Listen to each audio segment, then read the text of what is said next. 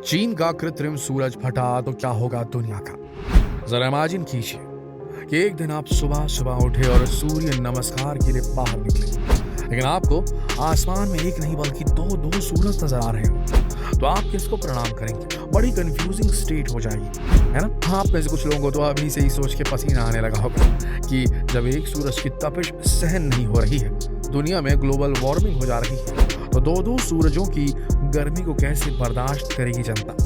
क्या आसमान में दो सूरज दिखेंगे या नहीं, ये तो हम अभी नहीं बता सकते, लेकिन चीन ने अपने लिए कृत्रिम सूरज बना लिया है। चीन के लोग तो आराम से दो दो सूरज के दर्शन कर पाएंगे, और इतने नहीं, ये कृत्रिम सूरज असली सूरज के मुकाबले 10 गुना ज्यादा गर्म है। और सोचिए, अगर चीन का ये आर्टिफिशियल सूरज किसी दिन फट गया तो क्या होगा दुनिया का। जानना चाहते हैं तो इस वीडियो के साथ आखिर तक जुड़े रहिएगा। वैसे अगर आसान शब्दों में कहें तो चीन का ये सूरज से ज्यादा ताकतवर बताया जाने वाला कृत्रिम सूरज आर्टिफिशियल सन एनर्जी क्रिएट करने वाला एक न्यूक्लियर रिएक्टर है। अब तो मतलब चीन जब चाहे सूरज की रोशनी ले लिया करेगा। उसे न रात की चिंता होगी न बादल होगी। चीन को जब धूप की जरूरत होगी वो अपना कृत्रिम सूरज खुद ही उगा लेगा, जिसका असली नाम है एक्सपेरिमेंटल एडवांस्ड सुपर कंडक्टिंग टोकामाक। इसे शॉर्ट में ईस्ट भी कहा जाता है। चीन के हेफई में मौजूद इस रिएक्टर में ठीक उसी प्रक्रिया को अंजाम दिया जाता है जिससे सूरज में ऊर्जा पैदा होती है।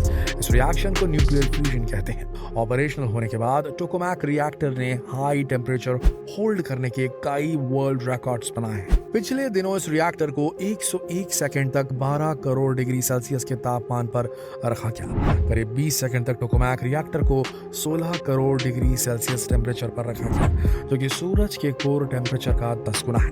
यही वजह है कि इस रिएक्टर को आर्टिफिशियल सन या कृत्रिम सूरज बताया जा रहा है। आर्टिफिशियल सन बताया जाने वाला ये रिएक्टर एनर्जी की डिमांड को भी पूरा करेगा, लेकिन चीन के इस आविष्कार से दुनिया के सिर पर संकट भी मंडरा रहा है, क्योंकि इतनी अधिक मात्रा में ऊर्जा निकालने वाली कोई भी चीज, भले ही उसे कितना भी वैज्ञानिकों ने समझदारी से बनाया हो, एक न एक दिन किसी बड़ी दुर्घटना का कारण तो जरूर बनेगी। ईस्ट को मुख्य तौर पर न्यूक्लियर फ्यूजन के पीछे के विज्ञान समझने और इसे पृथ्वी पर ऊर्जा के नए विकल्प के तौर पर इस्तेमाल करने के लिए बनाया गया है। आने वाले समय में ये तकनीक नेचुरल ऊर्जा पैदा करने का मेन सोर्स साबित हो सकती है। दरअसल दुनिया में इस वक्त न्यूक्लियर फ्यूजन के जरिए ऊर्जा पैदा की जा रही है, लेकिन इसकी वजह से पैदा होने वाला जहरीला न्यूक्लियर कचरा इंसानों के लिए काफी खतरनाक है। चीन पहले ही रोशनी के नए स्रोत के तौर पर आसमान पर कृत्रिम चांद लगाने की बात कह चुका है। इसके जरिए वैज्ञानिक रात को देश की सड़कों को रोशन करना चाहते हैं। इसके लिए कुछ बड़े सैटेलाइट्स का इस्तेमाल किया जाएगा जो ऊर्जा भी बचाने का काम करेंगे। ये 2022 तक लॉन्च किया जा सकता है। वैसे तो चीन बरसों से ऐसे नकली सूरज के दावे कर रहा था, और इस बात के लिए पूरी दुनिया ने चीन का माहौल भी बनाया था, लेकिन आज चीन ने आखिरकार ये सच कर दिखाया है। मतलब तकनीकी मामलों में चीन का क्या ही कहना। और चीन की इस तकनीक को कृत्रिम सूर्य इसलिए कहा जा रहा है क्योंकि ये परमाणु संलयन प्रतिक्रिया की नकल करता है, जो वास्तविक सूर्य को शक्ति देता है, जो ईंधन के रूप में हाइड्रोजन और ड्यूटेरियम गैसों का उपयोग करता है। रिपोर्ट्स की माने तो चीन ने आर्टिफिशियल सूरज के साथ ये प्रयोग बीते 30 दिसंबर को किया, और ऐसा पहली बार हुआ है जब इतनी ज्यादा देर के लिए परमाणु फ्यूजन रिएक्टर से इतनी ज्यादा ऊर्जा निकलती रही। चीन ने इससे पहले अपने नकली सूरज से करीब 1.2 करोड़ डिग्री ऊर्जा निकाली थी, और इस बार ड्रैगन ने अपने रिकॉर्ड को ब्रेक कर दिया। इस आर्टिफिशियल सूरज से अपार ऊर्जा निकालने के प्रयोग में सफल रहने के बाद शुक्रवार को चीनी विज्ञान अकादमी के प्लाज्मा भौतिकी संस्थान के एक रिसर्चर्स गोंग जियांजू ने इसकी अनाउंसमेंट की। चीन की सरकारी न्यूज एजेंसी सिन्हुआ से बात करते हुए उन्होंने कहा कि हमने 2021 की पहली 6 माही में एक प्रयोग में 101 सेकंड के लिए 1 करोड़ 20 लाख डिग्री सेल्सियस का प्लाज्मा तापमान हासिल किया था, और अब हमने 7 करोड़ डिग्री सेल्सियस का तापमान हासिल कर लिया है। साथ ही इस बार फ्यूजन रिएक्टर में प्लाज्मा ऑपरेशन करीब 1056 सेकंड तक चला है, और इस दौरान हमने 7 करोड़ डिग्री सेल्सियस के करीब तापमान हासिल किया, जो करीब 17 मिनट तक स्थिर रहा। चलिए अब जरा आप एक कृत्रिम सूरज से इतनी ज्यादा एनर्जी कैसे निकलती है ये जान लीजिए। आपको बता दें कि EAST ईस्ट एक ऐसा उपकरण है जिसकी शुरुआत 1950 के दशक में सोवियत संघ के साइंटिस्ट ने एनर्जी पैदा करने के लिए की थी। एक टोकामाक हाइड्रोजन आइसोटोप को एक राउंड शेप में सीमित करने के लिए एक पावरफुल मैग्नेटिक एरिया का इस्तेमाल किया जाता है, और ये किसी सेब के आकार का होता है। जहां फ्यूजन के बाद उत्पन्न हुई ऊर्जा माइक्रोवेव द्वारा प्लाज्मा में गर्म होती है। आपको बता दें कि प्लाज्मा वो है जिसे अक्सर ठोस, तरल और गैस के बाद पदार्थ की चौथी अवस्था के रूप में जाना जाता है, और ये तब उत्पन्न होता है जब गैस में परमाणु आयोनाइज्ड हो जाते हैं। प्लाज्मा इतना गर्म पदार्थ है कि इसमें इलेक्ट्रॉनों को परमाणुओं से अलग कर दिया जाता है, जिससे एक आयोनाइज्ड गैस बनती है। चीन का कहना है कि उसके रिएक्टर्स को न्यूक्लियर फ्यूजन प्रोसेस को दोहराने के लिए डिजाइन किया गया है, जो प्राकृतिक रूप से सूर्य और तारों में होती है, ताकि लगभग अनंत नेचुरल ऊर्जा निकाली जा सके, अनलिमिटेड एनर्जी। चीन के 2020 के अंत में पूरा हुए इस रिएक्टर को अक्सर अत्यधिक गर्मी और बिजली पैदा करने के कारण कृत्रिम सूरज कहा गया। आपको बता दें कि न्यूक्लियर फ्यूजन आखिर में कोयला और गैस जैसी ग्रीन हाउस गैसेस का उत्सर्जन करने वाले ऊर्जा स्रोतों को बदलकर जलवायु परिवर्तन का मुकाबला भी कर सकता है। लेकिन एक तरफ चीन ने दावा किया कि उसका मकसद नेचुरल और क्लीन ऊर्जा निकालना है, ताकि ग्रीन हाउस गैसेस को खत्म करने में मदद मिले। लेकिन चीन के हाथ लगने वाली इस अपार शक्ति ने दुनिया भर के वैज्ञानिकों को टेंशन में ला दिया है।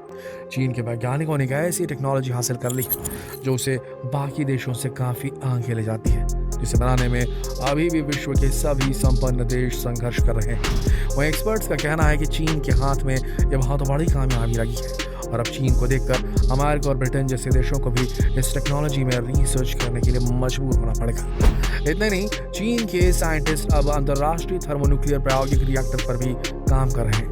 फ्रांस में साइंटिस्ट के सहयोग से न्यूक्लियर फ्यूजन रिएक्टर का उपयोग करने की योजना बना रहे हैं। प्रोविंस आधारित ITER प्रोजेक्ट के तहत चीन की योजना से इस आर्टिफिशियल सूरज से साल 2035 तक बिजली की आपूर्ति शुरू करने की उम्मीद जताई जा रही है, और एक बार पूरा होने के बाद ये दुनिया का सबसे बड़ा न्यूक्लियर रिएक्टर बन जाएगा। चीन के इस कृत्रिम सूरज से जुड़ी कुछ अच्छी बातें भी सामने आ रही हैं। आपको बता दें कि फ्यूजन को एनर्जी का सबसे अच्छा सोर्स माना जाता है, और ये हमारे सूर्य की तरह की ऊर्जा प्रदान करता है। सबसे सही बात यह है कि इससे प्रदूषण भी नहीं निकलता।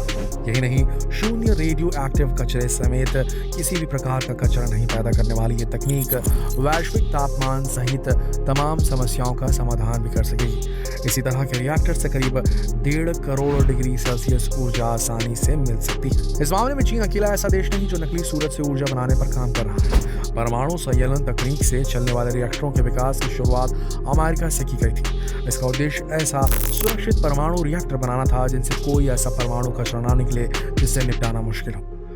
लेकिन दोस्तों, एक बात आपको बता दें, ये एक बहुत बड़ा एक्सपेरिमेंट है। अगर ये फटा, अगर इस कृत्रिम सूरज के अंदर कुछ भी गड़बड़ी आई, देखिए मशीन है, मशीन के अंदर प्रॉब्लम आ सकती है, ह्यूमन एरर हो सकता है, मैकेनिकल फॉल्ट हो सकती है, केमिकल फॉल्ट हो सकती है। बड़े बड़े गैस हादसे हमने देखे हैं, बड़े बड़े फैक्ट्री में होने वाले हादसे हमने देखे हैं। हमने चेर्नोबिल देखा है, हमने खुद चीन के एक न्यूक्लियर प्लांट को मेल्ट होते देखा है। तो दोस्तों, क्या ये चीनी नकली सूरज, कृत्रिम सूरज, आर्टिफिशियल सन अगर फटा तो क्या होगा?